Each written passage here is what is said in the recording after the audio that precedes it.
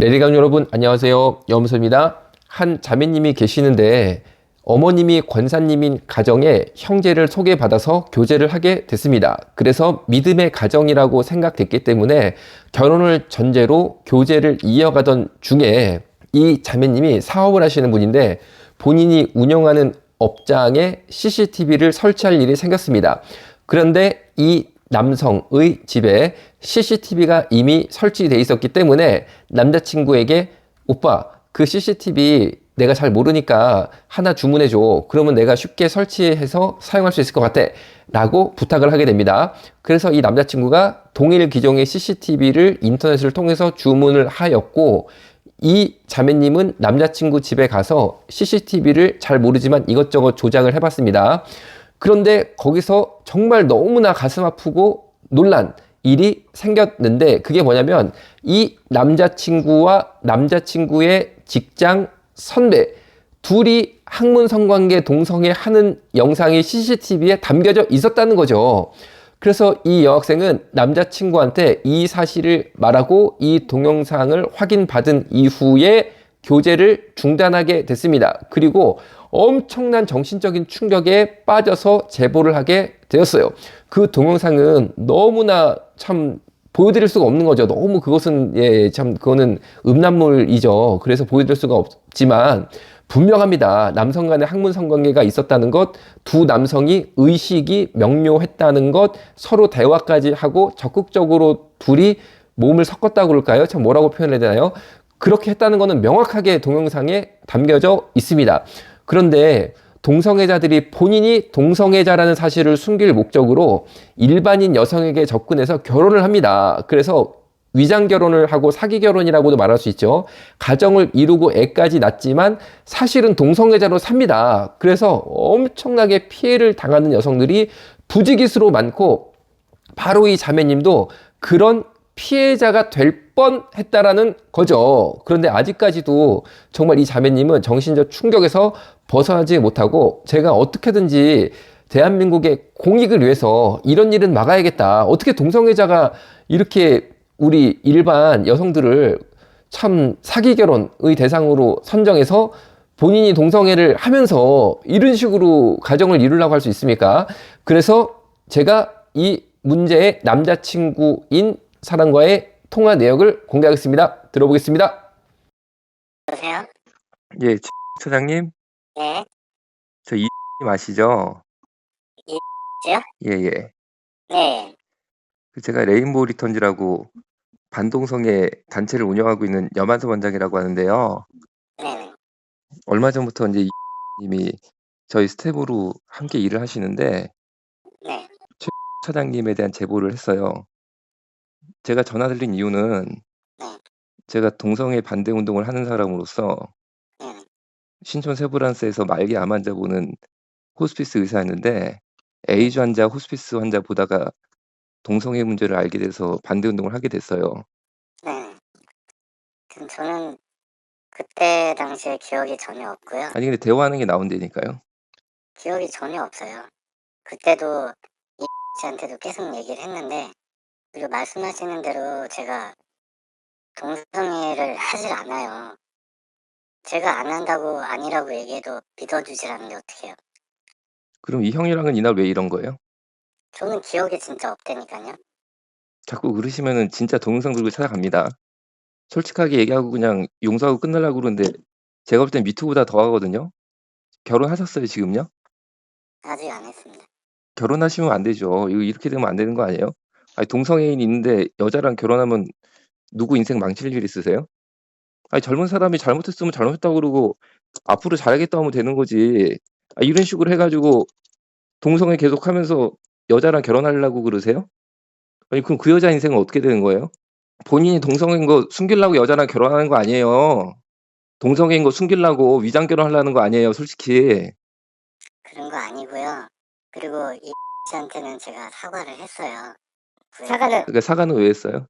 본인이 봤다고 얘기를 하고 그거에 대해서 똑같이 물어봤어요. 저 동성애자냐? 그래서 저 그런 거 아니었는데 어떻게 됐든 간에 그런 모습을 보여줬다면 미안하다. 내가 그 형이랑도 확실하게 얘기를 하겠다. 그래서 보는 앞에서 그 형이랑 통화해서 그 형 사과도 들었고요.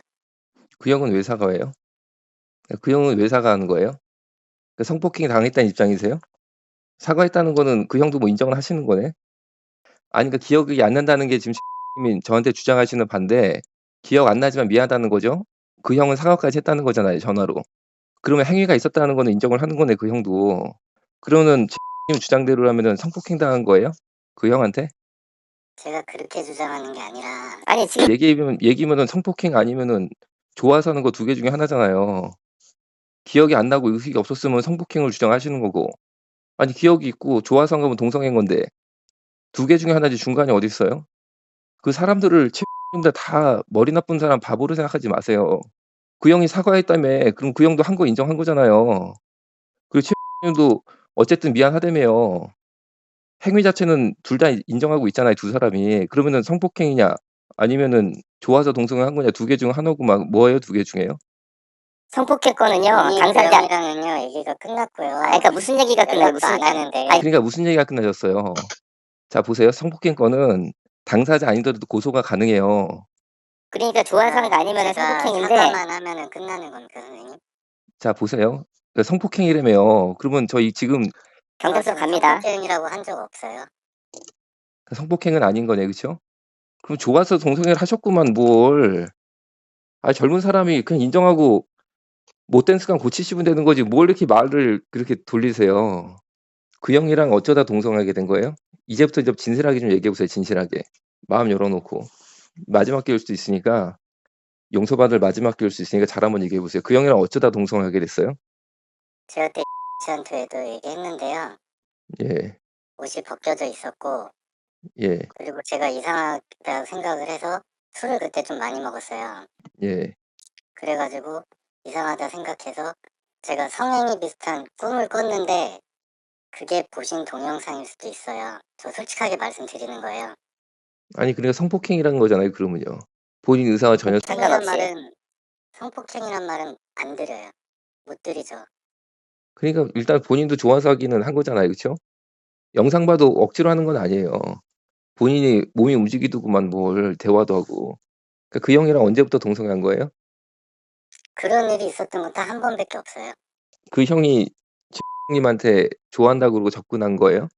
그런 얘기를 한 거는 정말 모르겠습니다.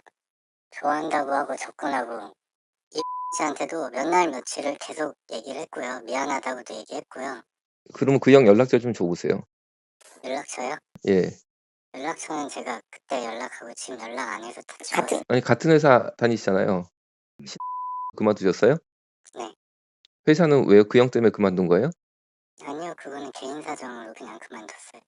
아니 그런 일을 당했는데 괜찮으셨어요? 이게 상식적으로 말이 된다고 생각하세요? 그러니까 그 형 연락처 지웠다는 것도 솔직히 믿기진 않는데 그러면 저 회사로 가야죠.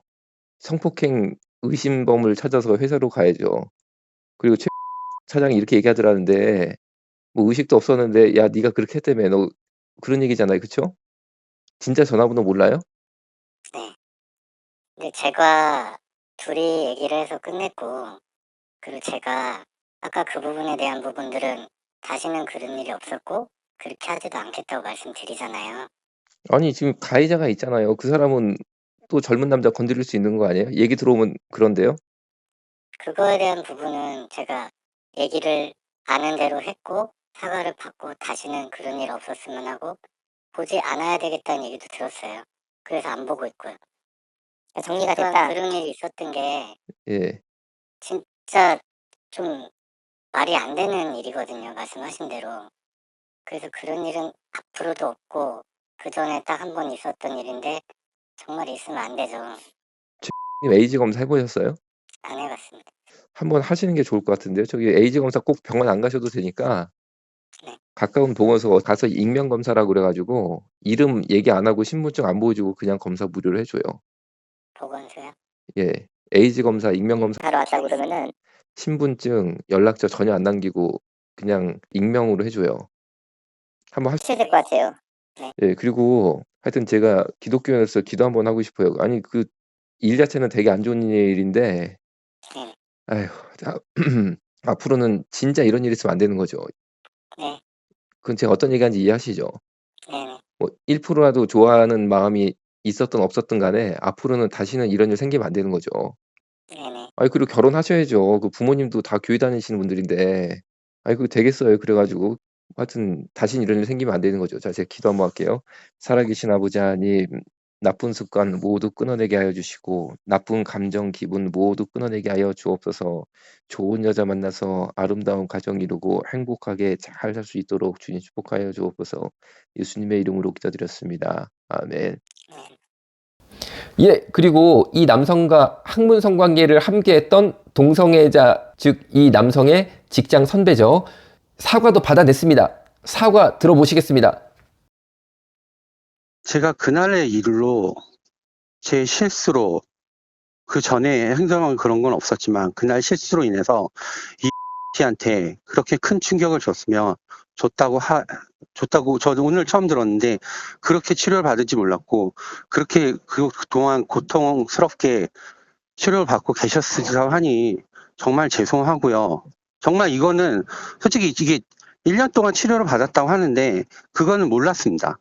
정말 그걸로 인해서 그렇게 충격을 들으니까 저도 솔직히 어떻게 말씀을 드려야 할지 모르겠고요. 근데 정말 제가 어떻게 해야 될지 이렇게 뭐 말로써만 사과를 드려도 그게 용서가 될지 용서를 받을 수 있다면은 제가 어떻게 이렇게 계속 죄송합니다라고 드릴 수밖에 없을 것 같아요.